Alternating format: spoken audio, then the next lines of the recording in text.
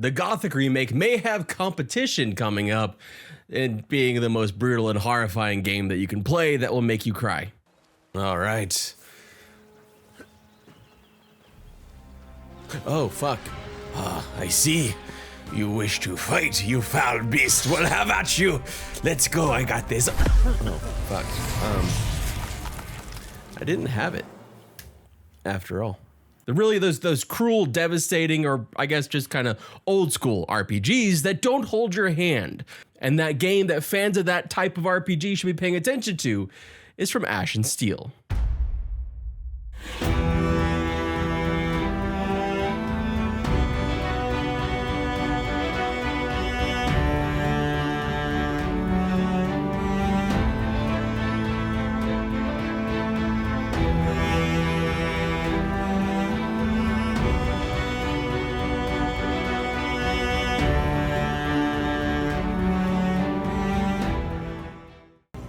Damn it, this thing's so gross. Okay, but I'm okay, Dodge. Shit, I missed. Ugh, fuck. I missed again, god damn it. And I'm tired. Okay, come on. Ew, is it spitting blood at me? What is it? What is that? I guess I should avoid that. Oh god, that's gross. I hit it. Oh, I killed it. It is an upcoming RPG inspired by the non-hand-holding RPGs of the past, and after playing the short playtest for a few hours, I found myself dealing with the familiar pangs of frustration, not knowing where to go, and the fulfilling joy of incremental improvement and triumph.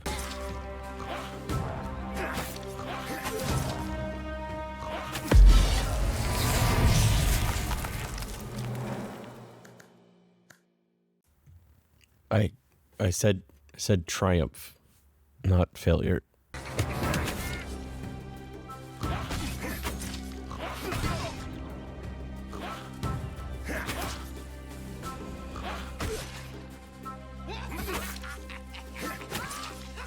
Don't come any closer.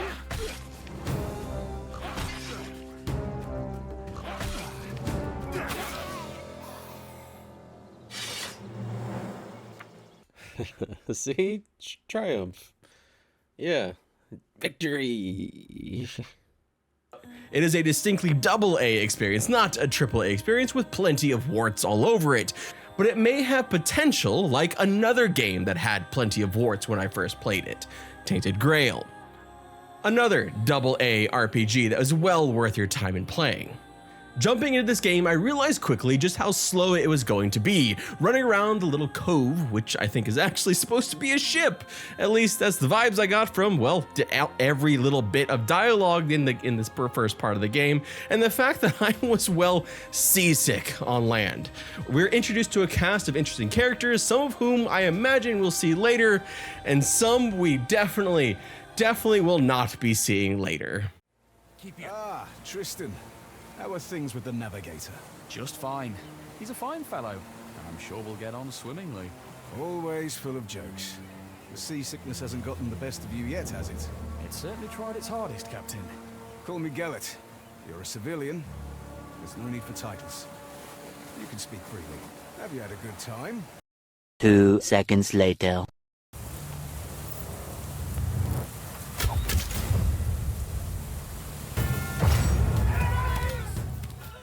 Dialogue and storytelling, I think, can be best described as uneven, at least at this stage. I can't say the premise was incredibly compelling. An island of angry people who do angry people things. No characters really stood out either, including your set protagonist Tristan, who's just very much, well, a guy. A navigator who's definitely not equipped to be a combatant. And that actually may be the most compelling part of this game. You're dog shit. That actually is the pull. You're kind of ass at everything you do.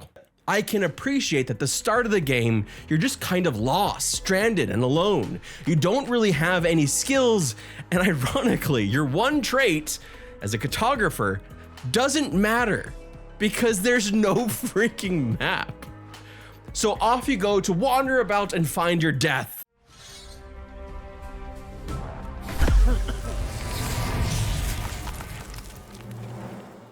Over.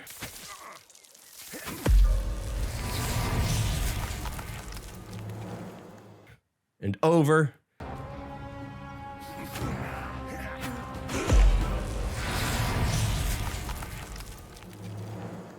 And over again.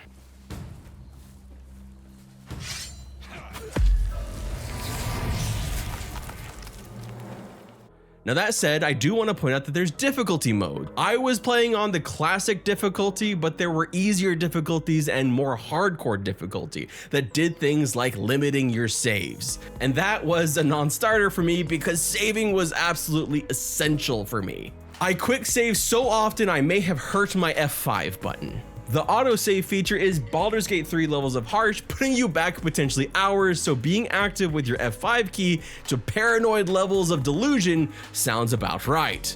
You can quite literally die at any time in this game. I want to stress that. I would wander into a field and get one-shotted by something. So you can die at any point, so saving a lot really made it feel a lot more accessible, even though it felt hardcore. So I do want to feel like do put out there that this is kind of threading that needle. I felt like when I played the Gothic remake, it was a bit more harsh, but you also have that hardcore mode in here if you really do want that harsh setting. Of Ash and Steel is rough around the edges, but by the time the demo had ended, I came away with a very poignant realization. I was having more fun the more I played. It was a slow start, and at first I was kind of worried that this review was going to be overly negative, but by the end of it, I actually wanted to keep playing. I was sad that the review had ended. And that's kind of what it was like when I did the Gothic 1 remake, which has its own roughness in its demo with slightly clunky controls and slightly clunky combat. Those exist here too, the clunky controls and clunky combat, and well, the combat can be a bit buggy.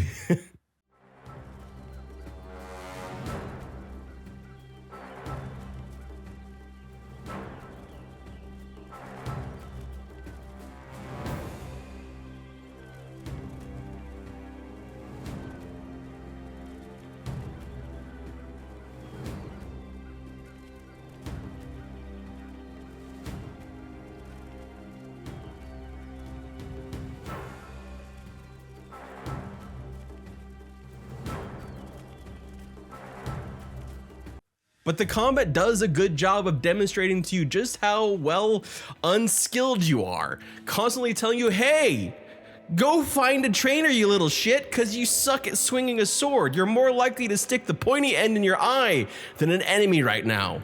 It doesn't say it exactly like that, but that's how I heard it in my head over and over again, especially when I miss enemies that were standing right in front of me.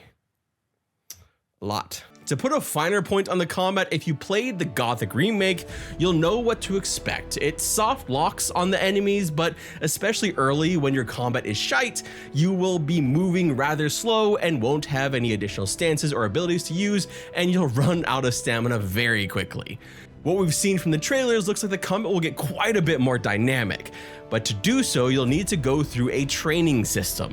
This is one of the areas where I think I can see it dividing players on whether they absolutely love the idea of seeking out trainers or just get annoyed by it.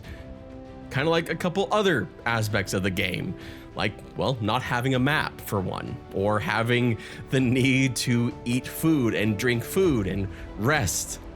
Of Ash and Steel has all the feel of a slow-paced RPG where you're going to want to save often and take your time. It encourages exploration on one hand, but punishes you on the other because the world itself is dangerous and unrelenting, but quests and loot are found out in the world just going out and exploring. It feels like a game that is trying to seek balance between risk and reward, and it's got the ingredients for a potentially addictive mix of just one more path, just one more cave type of exploration. I found myself wanting to explore every little nook and cranny, especially after this little asshole screwed me over and abandoned me after calling me his brother. We were brothers, Fox. What the fuck?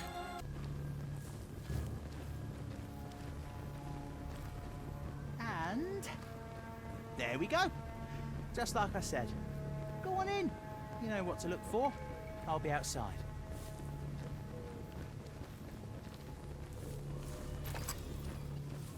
Sorry, Triss. You were a great brother, but I'm an orphan. Guess family just isn't my it's all thing. shit. Anyways, thanks for the help. Now how am I supposed to get out of here? Look like human bones. I need to get out of here quickly.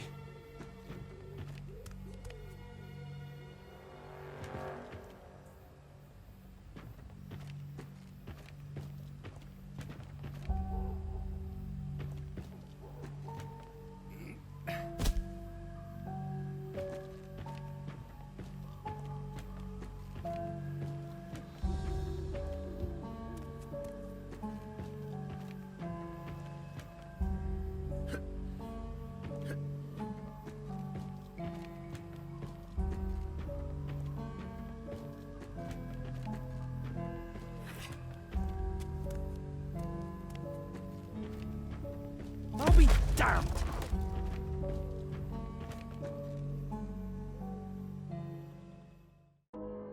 There are some other elements in the game that feel like they're just largely to make it feel harsher that I don't really feel add all that much. Hunger and thirst meters that tick down just feel annoying. They get turned off with the easiest mode, but not in the classic mode, along with getting tired and needing to periodically rest. This serves to really just slow down gameplay. I know that there are people who like these kind of survival mechanics in their RPG. I'm just not one of them. I wouldn't be caught dead trying to go camping, and I struggle enough to like feed and water myself in the real life. Right before this recording, I spilled this water literally all over myself. Maybe it's a me thing. That said, I really, in an RPG, I'd rather just spend my time going into a dungeon and getting slain by traps and things, rather than just keeling over from not eating enough bread. The public test of Ashen Steel is ongoing, so you can actually request access on Steam right now if you want to try it for yourself. I wish it had included the first little city and the training mechanics and a bit more in-depth combat, but I came away seeing some potential for a fun but brutal experience beneath the lack of polish and roughness you'd expect from developers' first game and a smaller publisher. A lot of that roughness is also in things like cinematics and animations and stuff like that. It's not going to have the polish and excess in some ways of a AAA game. I loved the exploration. I was pleasantly surprised by some of the questing and how the world changed around me as I did those quests. Something that is going to be key to this game is you having an impact on the island and the island itself reacting to the things you do, the decisions you make. I found the combat to be fine, so my biggest concerns are whether or not the story will end up being compelling. So I can't say I cared all that much for the broader strokes of really the story so far or my protagonist. I think a character creator would have gone a long way as well in at least letting me invest in the character. Because I think if you have a set protagonist, they've really got to be a compelling set protagonist, and I don't know that Tristan is. But that's also just my opinion, and honestly, time will tell, and I think that this is really just a solid first impression. Started out a bit rough, and it gradually got more and more fun the longer I played it. Of Ashen Steel is expected to launch sometime in 2025 per their publisher, but no specific date has been announced yet, and we're over halfway into the year, so honestly, I wouldn't be shocked if this falls into 2026. Although that's going to be a very busy year. Depending on how much work they still need to do with the rest of the game, it could certainly still use polishing on cinematics, especially some of the jerkiness and the lip flaps. Let me know in the comment section down below if this looks like a game that you would be interested in. And in the meantime, if you want to see some other RPGs out there that are coming in 2025 that really seem like a lot of fun, check out this video right here. Thank you so much for watching. My name is Redwood Flynn, and I hope you have an absolutely wonderful day. And eat bread and water. I don't know what the fuck I'm saying. Bye, everybody.